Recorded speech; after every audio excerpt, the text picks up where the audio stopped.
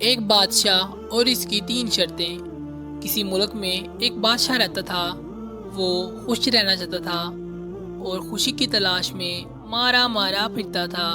اس نے خوشی کا ماہرین کی مدد لی، دانشوروں، سمجھداروں، سیانوں کی پوٹلیوں میں بھی جھانکا، لیکن خوشی کا فارمولہ ہاتھ نہ لگا۔ وہ ایک پہاڑ پر چلا گیا۔ پہاڑ پر ایک درویش رہتا تھا۔ درویش کے 2 مشاغل تھے: صبح صادق کے وقت مشرق کی طرف منہ کر کے بیٹھ جانا اور سورج کو آہستہ آہستہ افق سے بھرتے ہوئے دیکھنا، اور اس کے بعد جنگل میں نکل جانا، سارا دن جنگل میں گزار دینا، بھوک لگتی تو جانوروں کا شکار کر لینا اور اسے پکا کر کھا لینا۔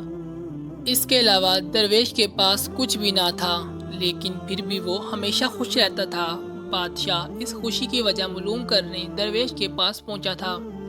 درویش نے بادشاہ کی بات سنی تو زور سے کہکا لگایا، لکڑی کی چپل پہنے اور بادشاہ سے کہا، میں اس بات کا جواب آپ کے دربار میں جا کے دوں گا۔ بادشاہ نے درویش کو گھوڑے پر بٹھایا اور اپنے محل لے آیا۔ ناظرین گرامی، درویش نے درخواست کی کہ آپ کسی ضرورت مند کو بلائیں۔ بادشاہ نے ایک خط نکالا، وہ خط وزیر کے حوالے کیا اور ضرورت مند کو طلب کرنے کا حکم دیا۔ ضرورت مند کو دربار میں حاضر کیا گیا۔ درویش نے بادشاہ کے کان میں سرگوشی کی، کیا آپ حکم جاری کریں؟ بادشاہ بولا، تم جاؤ اور میری سلطنت میں دوڑو۔ تم سورج غروب ہونے تک جتنا بڑا دائرہ لگاؤ گے وہ زمین ساری تمہاری، لیکن شرط یہ ہے کہ جہاں سے بھاگو گے مغرب کے وقت وہاں پر واپس آنا ہوگا۔ بادشاہ نے حکم دیا۔ حکم کے جاری ہونے کے بعد بادشاہ، درویش اور درباری محل کے باہر کرسی لگا کر بیٹھ گئے۔ ضرورت مند کو لکیر کھینچ کر ایک مقام پر کھڑا کر دیا گیا۔ ضرورت مند نے دوڑ کے آغاز میں ہی وقت کو 2 حصوں میں تقسیم کر دیا: صبح سے لے کر ظہر تک آگے جانا اور ظہر سے لے کر مغرب تک واپس آنا۔ ضرورت مند کا خیال تھا کہ یوں وہ بادشاہ کی ساری زمین ہتھیا لے گا۔ ضرورت مند نے سرپٹ دوڑ شروع کر دی۔ ظہر کے وقت اس نے 400 ایکڑ زمین گھیر لی۔ فارمولے کے مطابق ضرورت مند کو اب واپسی کا سفر کرنا تھا، لیکن وہ لالچ کا شکار ہو گیا۔ اس نے سوچا، اگر میں اپنی سپیڈ بڑھا دوں تو اثر تک مزید زمین گھیر لوں گا، اور اسی سپیڈ سے واپسی کے لیے دوڑوں تو مغرب تک پہنچ جاؤں گا۔ لالچ نے اس کی عقل بھی سلب کر دی، اس کی کیلکولیشن بھی غلط ہو گئی۔ وہ مزید لالچ میں اثر تک بھاگتا رہا۔ سورج نے جب تیزی سے واپسی کا سفر کرنا شروع کیا تو اس کو اپنی غلطی کا احساس ہو گیا۔ وہ پلٹا اور واپسی کے لیے دوڑ لگائی، لیکن بہت دیر ہو چکی تھی اور اب مغرب سے قبل واپسی نہ پہنچ سکتا تھا۔ اس کے پاس اس وقت 2 آپشن تھے۔ نمبر 1، وہ اپنی ہار مان لیتا، دوڑنا بند کر دیتا اور چپ چاپ واپس گھر چلا جاتا، یا پھر جیتنے کے لیے سر توڑ کوشش کرتا۔ اس نے دوسرا فیصلہ اختیار کیا اور وہ بھی غلط ثابت ہوا۔ اس نے سر توڑ کوشش کی، لیکن پھر بھی وقت پر اپنی جگہ نہ پہنچ سکا۔ وہ تھک چکا تھا، لیکن اس کے باوجود اس نے بھاگنے کی سپیڈ اور بڑھا دی۔ وقت پر پہنچنے کی کوشش میں وہ سپیڈ بڑھاتا گیا اور اس کے پھیپھڑے پھٹ گئے۔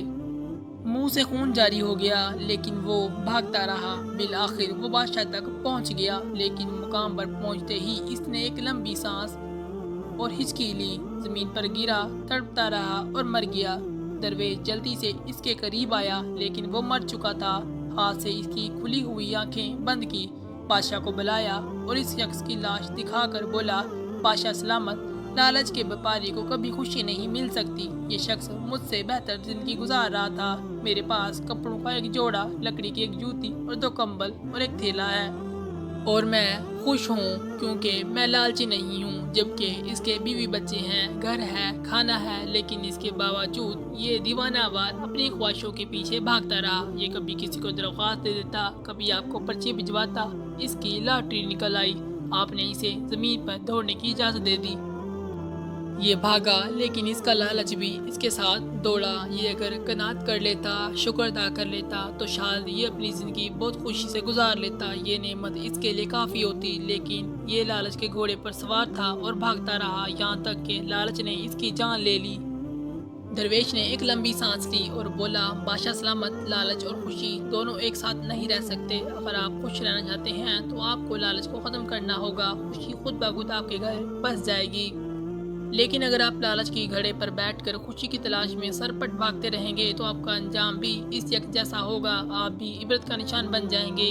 درویش کی آنکھوں میں آنسو آ گئے۔ اس نے کہا، جناب، بادشاہت لالچ کی دلدل ہوتی ہے، آپ بادشاہ ہوتے ہوئے خود کو کیسے بچا سکتے ہیں؟ درویش نے کہکا لگایا اور کہا، اختیار میں اضافے بادشاہ کی لالچ ہوتی ہے۔ جو بادشاہ زیادہ سے زیادہ اختیارات کی کوشش کرتا ہے، اس میں اور زمین پر پڑے ہوئے شخص میں کوئی فرق نہیں۔ آپ اختیارات سمیٹنے کے بجائے اختیارات بانٹنے شروع کر دیں، آپ کو خوشی ملے گی۔